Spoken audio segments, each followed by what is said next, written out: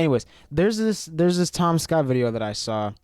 A giant chainmail box that stops a house dissolving. I had to know what that meant. This is the Hill House in southwest Scotland. It was built in 1902 using design and construction techniques that were years ahead of their time. It's an important bit of architectural history. But because it was years ahead of its time, it was also experimental. It turns out that the house exterior just soaks up all the heavy Scottish rains and lets the water in. 120 years after it was built, this whole building is slowly cracking and crumbling and dissolving. The first step of saving this house is to dry it out, slowly and carefully. The problem is, it rains 190 days a year around here, so the National Trust for Scotland had to build a very big drying room. The Hill House is so important, it is globally known. We attract visitors from all over the world on a pilgrimage to come and visit the Hill House. Charles Rennie Mackintosh is definitely one of Scotland's most famous architects. Nah, son, wait, all over the world on a pilgrimage to come and visit the Hill House. A minute, bro. Why is this the same exact font from American Horror Story?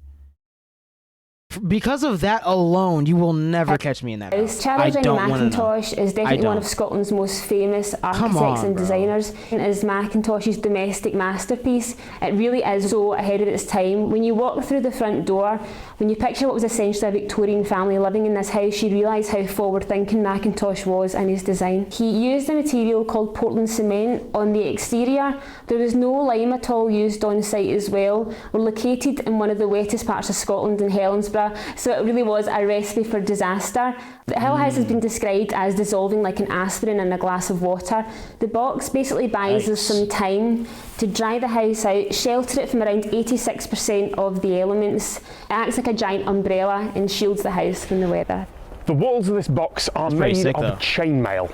If you go and order a modern armour costume with a chainmail vest, it will be made of this same stuff. It's more than 30 million rings of stainless steel linked together, weighing 8 tons. The roof catches most of the rain and the chainmail catches what blows in from the sides, but it also lets air through for ventilation. It lets bees and other insects through to pollinate the plants in here, and it's all recyclable afterwards because it's steel. You just melt it down into something else. The box is made up of 32.4 million individual chainmail links that surround the house in the world's largest sheet of chainmail.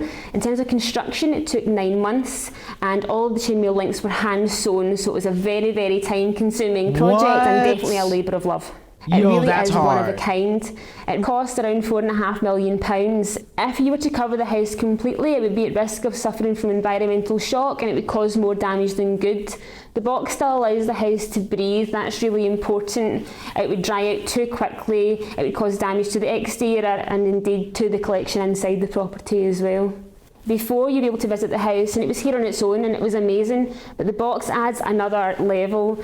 There are walkways all around the property. You can walk around the perimeter of the house, even up and over the top, seeing the house from aspects that Mackintosh himself would never even have seen. What you're seeing at the Hill House is conservation in action. They didn't need to add the staircases and gantries and ramps here, but if you block this house from public view for the 15 years it'll take to dry out and repair, then there's a chance the public are going to forget about it. It'll look like a construction site, an eyesore. If instead you highlight it, you create something one of a kind like this box, and you let the public see the house from angles that will likely never be possible again, well then, you're not just preserving important architecture, you're promoting it. And for me, that's the cleverest part of all this. I wouldn't be here, you wouldn't be watching this, if it wasn't for the box. True. He got me. He baited me. And it was worth it. I'm happy. That's honestly crazy. I wonder now if this is going to be like a common thing for older houses like that. They're going to like start building boxes and stuff around them. At least the ones that they can, you know, to dry them out. Because there's probably other really nice houses that were built around that era that use similar material that are, you know, about to dissolve. That's crazy, bro. Imagine you're just chilling in bed one day and your whole everything just dissolves and you wake up and you're like, dude, where's my house at?